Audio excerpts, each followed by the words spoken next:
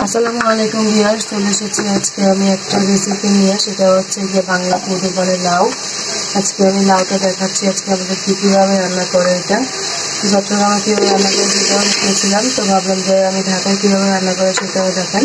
এখানে কিন্তু সামান্য পরিমাণের হলুদ দিয়ে, একটুখানি মরিচ দিয়ে, লবণ দিয়ে, তারপরে 5 রকমের একটু মশলা আছে যেটা ধনিয়ার গুঁড়া আর কি, সেটা দিয়েছে। তো এখানে দিয়ে তারপরে এটাকে কষিয়ে নিচ্ছে ভালো করে। তো এই দেখেন, এটা হচ্ছে বাংলা কদু। এখানে কিন্তু বিচিগুলো একদমই নরম, এইগুলো বিচি সহ নিয়ে নিয়েছে। দেখেন, আপনারা শক্ত বিচি হলে ফেলে দিবেন। এরকম করে টুকরা করে নিয়েছে। আমাদের লাউ রান্না করলে কিন্তু এইভাবে টুকরা করে নেয়।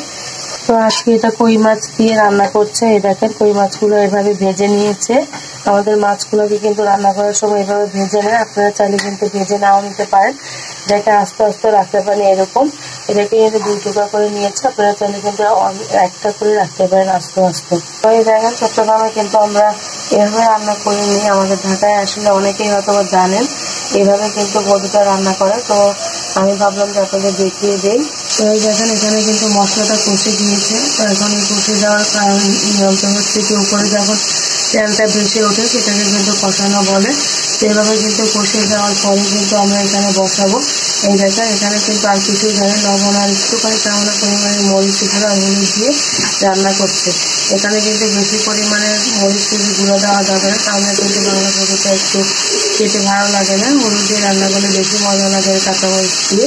তো এখানে যেহেতু মাছ দিয়ে রান্না করছে তাই কিন্তু এভাবে করেছে। এখন কিন্তু এখানে মাছ দিয়ে লাউগুলো দিয়ে দিচ্ছে। দেখেন, এখানে কিন্তু লাউগুলো দিয়ে দিবে।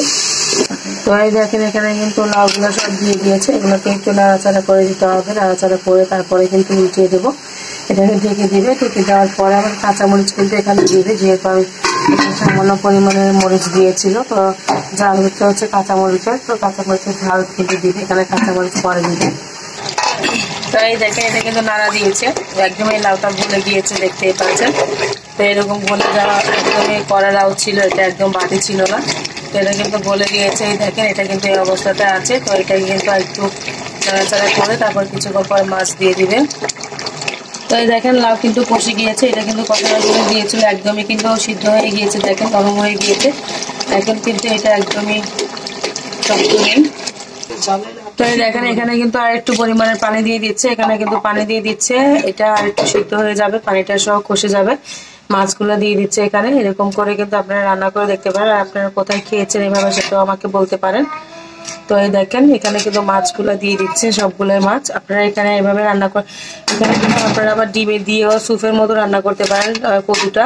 তো এখানে কিন্তু ডিমটা এখন ভেঙে দিলে আস্তে করে সিদ্ধ হয়ে গেলে স্যুপে যেভাবে দেওয়া হয় আর কি। তো স্যুপে যেভাবে ডিম দিয়ে রান্না করে সেভাবে কিন্তু সেম এখানে কিন্তু লাউর উপরে ডিমটা দিয়ে দিলেই একদম স্যুপের মতো রান্না হয়ে যাবে। তো দেখেন, এটা হচ্ছে এরকম অবস্থাতে কিন্তু আছে। তো আমাদের কিন্তু এইভাবে রান্না করে, ডিম দিয়েও রান্না করে। আজকে মাছেরটা দেখালাম, ডিমেরটা আমি অন্য সময় এক সময় আপনাদের দেখাবো। তো এর উপর দিয়ে এখন কিন্তু কিছুটা পরিমাণে কাঁচামরিচ দিয়ে দিবে। এটা কিন্তু 2-1টা বলক উঠলে কিন্তু হয়ে যাবে, কেননা এটা কিন্তু আগেই লাউটা সিদ্ধ হয়ে গিয়েছে আর মাছটা ভেজে নিয়েছিল। এটা কিন্তু হইতে এত সময় লাগে না, দেখতেই পাচ্ছেন। এটা কিন্তু হইতে এত সময় লাগবে না। এখন কিন্তু কাঁচামরিচটা যখন বলক উঠবে, তো কাঁচামরিচের ঝালটা কিন্তু এখানে চলে আসবে। আর একটু পরিমাণের পানি দিলে এটা কিন্তু এখন ঝাঁকিয়ে দিয়ে তারপর কিন্তু আবার বসিয়ে দেবে চুলার আঁচটা বাড়িয়ে। এখন এটা বলক উঠলে কিন্তু হয়ে যাবে। আমি দেখাচ্ছি হয়ে যাওয়ার পর। তো দেখেন, আমার লাউ তরকারিটা কিন্তু এখানে হয়ে গিয়েছে। আমার আপু এটা রান্না করেছে। আজকে কিন্তু আমি আমার আপুর রেসিপিগুলো নিচ্ছি, যেহেতু আমি শ্বশুর বাড়িতে নেই। তো এই দেখেন, আমার এখানে কিন্তু লাউ তরকারিটা এরকম হয়েছে।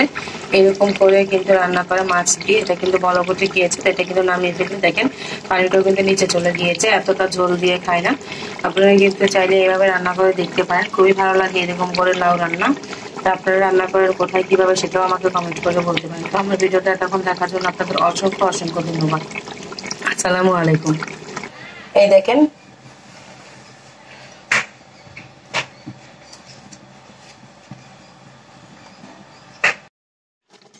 তো এই দেখেন, ধনেপাতা দিয়ে কিন্তু এটাকে এখন নামিয়ে নেবে। এটা কিন্তু হয়ে গিয়েছে।